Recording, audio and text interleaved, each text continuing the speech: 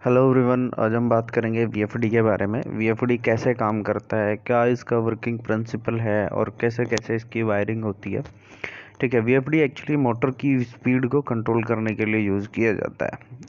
Variable frequency drive इसका नाम होता है और इसका बेसिकली मेन काम और मेन पर्पज़ होता है मोटर की स्पीड और एनर्जी सेविंग। ठीक है, जैसे मोटर की स्पीड कम होती है तो उस टाइम पे एनर्जी सेव करता है ये। ठीक है, तो इसको हम इंडस्ट्री में यूज़ करते हैं जहाँ पे जैसे कहीं पंप एप्लीकेशन है या मोटर किसी फ़ैन पे लगा है, ब्लोअर पे है या फिर कहीं किसी कन्वेयर वगैरह पे।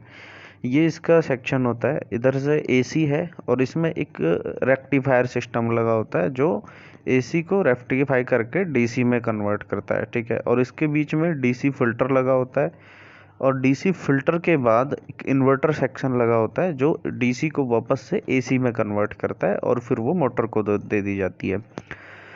और इन्वर्टर सेक्शन एक देखो, इसमें स्टार्टिंग में देखो ये रिफ्लेक्टर लगे हैं। ठीक है, फिर लाइन चोक लगा है, फिर डीसी बस बार लगा है, फिर इन्वर्टर सेक्शन लगा है, उसके बाद वापस से मोटर को गया है। ठीक है, तो ये इसका इंटरनल सेक्शन है। ठीक है, स्टार्टिंग में जो हमारी एसी सप्लाई है उसको वापस में डीसी कन्वर्ट करता है। आईजीबीटी होता है इसमें, फिर जो फायरिंग का काम करता है।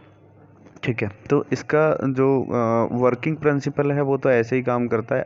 एसी टू डीसी कन्वर्टर होता है, फिर डीसी फिल्टर होता है। डीसी फिल्टर के बाद क्या है, DC to AC inverter section होता है। ठीक है, और इसमें आईजीबीटी लगे होते हैं जो फायरिंग कराते हैं और डीसी रेल कहा जाता है यहाँ पे। और इस ऐसे इसकी का मतलब वर्किंग प्रिंसिपल होता है। अब बात करते हैं इसकी वायरिंग की। इसकी वायरिंग कैसे कैसे होती है। देखो, इसमें ऊपर मेन लूप है जो मैंने भी समझाया है। उसके बाद इसमें एक कंट्रोल सेक्शन होता है जो नीचे होता है। इसमें हम वायरिंग मतलब फॉरवर्ड रिवर्स स्टार्ट करने के लिए, ठीक है, और सपोज दैट मल्टीपल स्पीड पे चलाना है हमें, ठीक, या फिर किसी इनपुट से हमें इसको रोकना है या किस स्पीड पे चल रहा है उसका एनालॉग आउटपुट लेना है। इसमें एनालॉग आउटपुट लगा हुआ है। और इसमें ब्रेक सिस्टम होता है जो जैसे हमें कहीं पे इंस्टेंटली रोकना है तो वहाँ पे डीसी ब्रेक होता है। ठीक, और इसमें कम्युनिकेशन के लिए होते हैं दो टर्मिनल, जैसे मतलब मॉड बस पे या इथरनेट के लिए भी होता है अलग से। ठीक है, या मतलब कोई भी दूसरा कम्युनिकेशन हो सकता है इसमें, तो वहाँ पे हम वायरिंग कनेक्ट करते हैं। ठीक है, तो बेसिकली ये इसका जो मेन काम होता है वो जो कंट्रोल सेक्शन का होता है वो मोटर को हमें कंट्रोल कैसे करना है वो उसके लिए होता है। ठीक है, इसीलिए उसको कंट्रोल लूप भी कहा जाता है। वीएफडी दो तरह से चलती है, एक ओपन लूप में, एक कंट्रोल लूप में। ओपन लूप में मतलब हमने एक फ्रीक्वेंसी सेट कर दी, जैसे वीएफडी स्टार्ट की वो उसी फ्रीक्वेंसी पर चलती रहेगी। लेकिन एक कंट्रोल लूप होता है जिसमें हमने एक सेंसर लगा दिया, जैसे हमने रूम का टेम्परेचर का सेंसर लगा दिया और वीएफडी लगी हुई है हमारे उस पर फ़ैन पे, तो वहाँ पे वो फीडबैक के अकॉर्डिंग इसको कैसे कंट्रोल करेगा।